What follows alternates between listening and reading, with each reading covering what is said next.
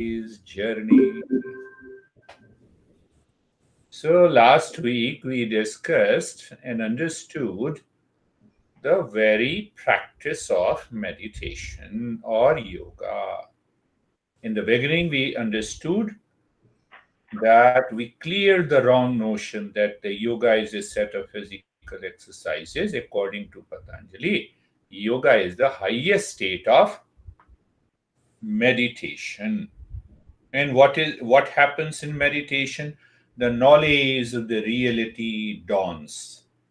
What is that knowledge of the reality dawns? That is our true nature. What is our true nature?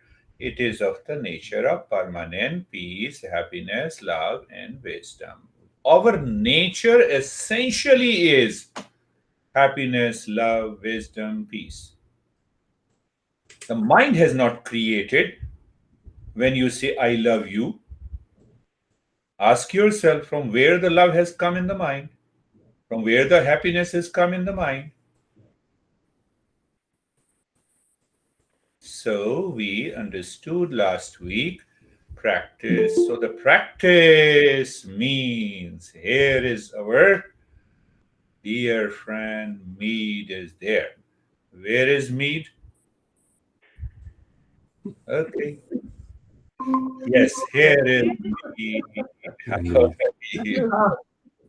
Hello, everyone. Hello. Oh, So last week, did you go through that? Did you listen to it and practice? We understood what exactly is the practice. So the practice has two components. One we say simply practice, but that practice must be done with the dispassion. The mind, the intellect, has a dispassion. It brings the dispassion in the mind, and then I am doing the practice.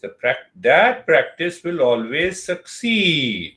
If there is no dispassion, the practice will not succeed. That is why you see millions of people are doing meditation and mindfulness practice. They say 5 minutes of meditation. But when we define meditation, transcending the mind means transcending the time. What do you mean by 5 minutes of meditation? When you say 5 minutes or 10 minutes of meditation, it is not a meditation. So, did we now we carry forward? So, there are 5 sutras, 5 principles, or 5 steps to have a clarity of understanding what exactly is the practice of meditation. So, last week I'm repeating again practice plus dispassion. And the dispassion comes when the intellect takes over the mind. When the intellect takes over the mind, how? The intellect separates real from the unreal. Can you show me where is the anxiety in you? The moment the intellect takes over and questions where is the anxiety leaves you. It will leave you.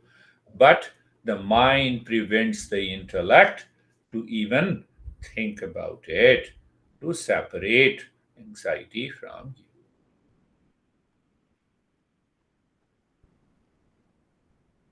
Practice with dispassion. Dispassion means when I close my eyes, my mind is not wandering through the sense organs outside in search of a cat. Let the cat be there where it is. Sophie asked me a question, so I'm explaining. So, after laying the foundation, now it's a very, I would say, subtle principle to understand. Once you understand it, the meditation practice will always succeed. So, the next principle, which says Tatra Tatra sthito yatno abhyasah, Sanskrit. So we will understand that. So literal translation is Tatra, when you are doing the practice. Tatra means when the mind is living within, then you keep the mind living within. For that you make an effort. You don't make an effort that I have lot of thoughts, what should I do? My mind is crazy, what should I do? That has already gone. So what it says, we will understand gradually, step by step. Tatra sthito yatano abhyasa. If I translate into English, the practice means steadiness of the mind within.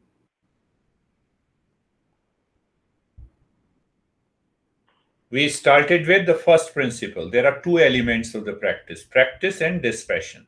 So now this master is defining what exactly is the practice. And in the next three principles, we will understand what exactly is the dispassion. So in 5 sutras, we will understand what exactly is the practice and how we should be doing the practice. So tatra sthito yatno abhyasa. The practice means steadiness of the mind within. Steadiness of the mind within is practice. Now let me give you one example. You are driving a car. What is most important? What is most important in driving a car? If you if you are using a used car or a new car, that is more important. You are using a highway or a street to drive in, that is important. What is most important? Or other cars that are driving along with you are more important, or you always see what? The space in the front. Your mind is naturally focused on the space in front of you to drive the car. Which one is important? You can drive used car, maybe 50 years old. You can drive the new car. You can drive on the street. You can drive on the highway. You can drive with your friend, your honey. What is most important? You don't lose focus. Do you see that? You don't lose focus that there is a space in front of you. Otherwise, you have to stop it. There is no space. You change the lane. You want to speed up, you change the lane when there is one car in front of you. Now apply this in case of the mind.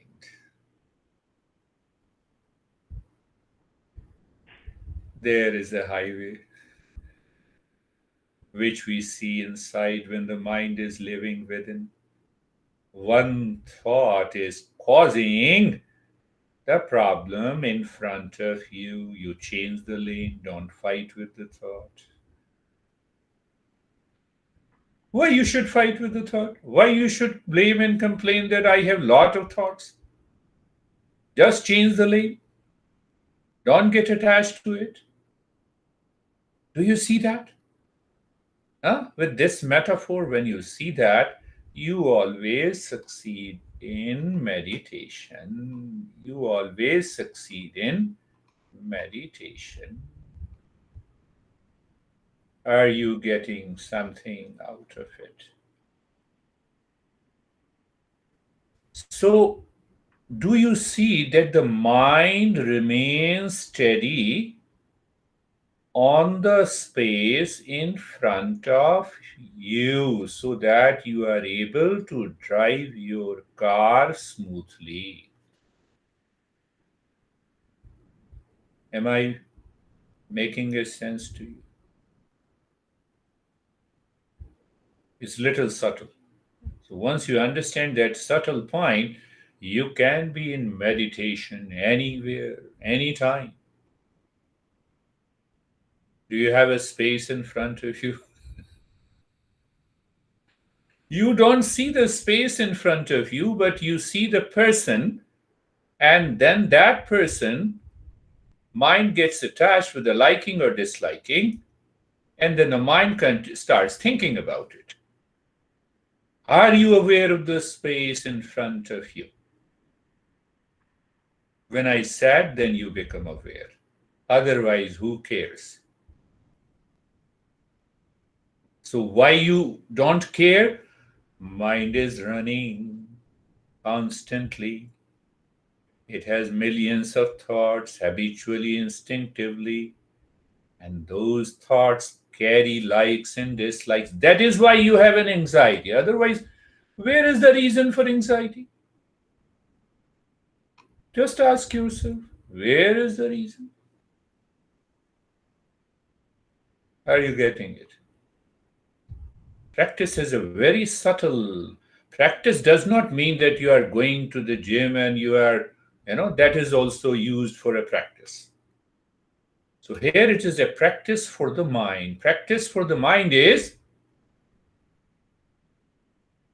that mind has or continues the state of, lives in that state of steadiness. That exactly is the practice. Practice is not, no, let me close my eyes, focus on the breath, and do all kinds of steps. They are important from outside, but inside that steadiness. If I literally translate this formula, tatra, what is that? Tatra, sthito yatano abhyasa. Tatra, I am doing the practice of meditation, sthito, steadiness, yatna, effort. So I am making a natural effort in driving the car. I change the lane. Okay. Why? Because there is another car in front of me. Let me speed up and change the lane. Let me put the mind on cruise. That will take you to a meditative state. Are you getting it? Little subtle. So, the first principle, we had two elements: practice always, regular practice with wisdom. That wisdom leads to discernment. Discernment leads to dispassion. So, actually, if I literally translate the first principle, practice with dispassion. So, I normally say regular practice with wisdom. So, what is the wisdom? Wisdom is applied knowledge. What is applied knowledge? Are you paying attention to me at this time or paying attention to your mind? If you are paying attention to your mind, there is no wisdom. Then you are not a listener. Why you have joined me? Because you want me to gossip and you should be a good listener. Not gossip about meditation. So if you are not a listener at this moment, then there is no use of attending. Do you see that?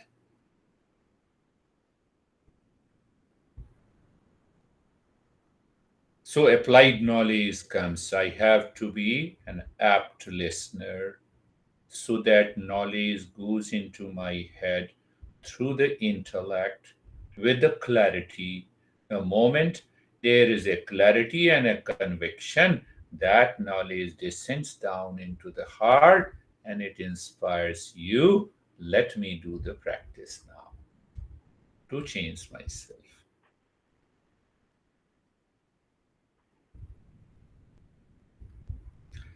Tatra sthito yatno abhyasaha. Again, I'm repeating.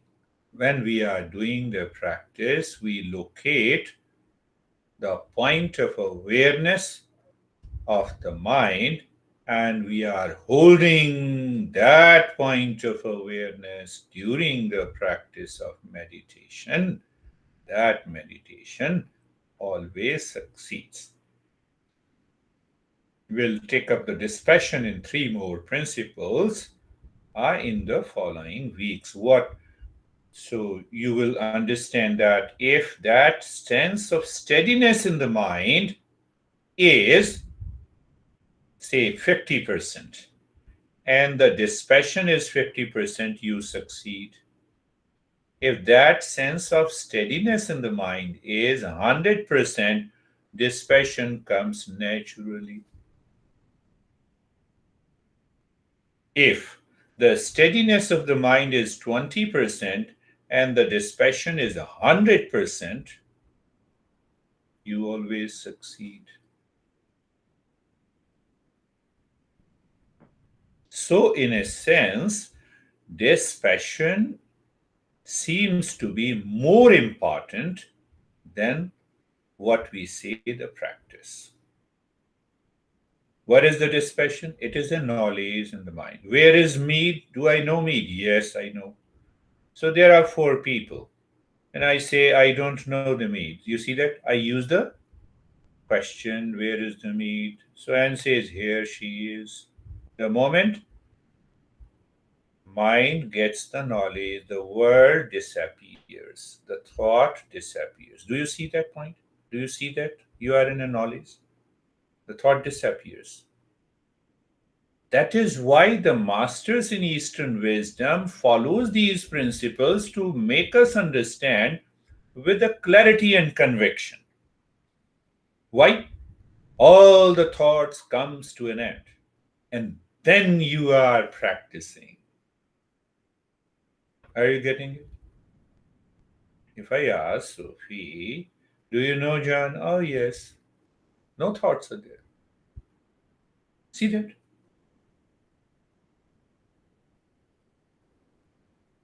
So there is another way to explain it, and then we will do the practice. Think of it, contemplate and reflect in your daily life. What is that? There is a word or a sentence, then there is a meaning, and then there is a knowledge. Three elements. Shabd means word. Second is the meaning of that word. Who will win the election?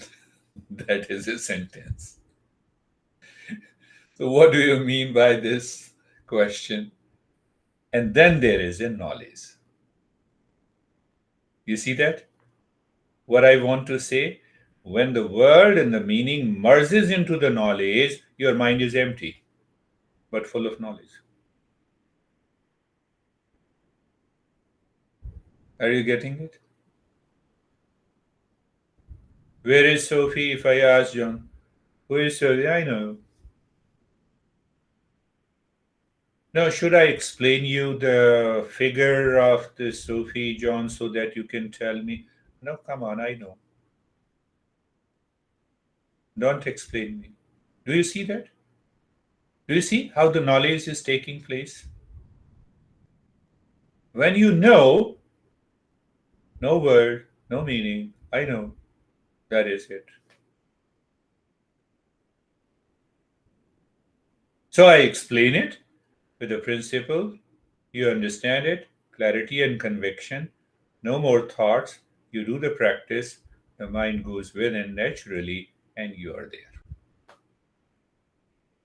That is one reason why our masters say that this meditation or mindfulness is effortless and natural.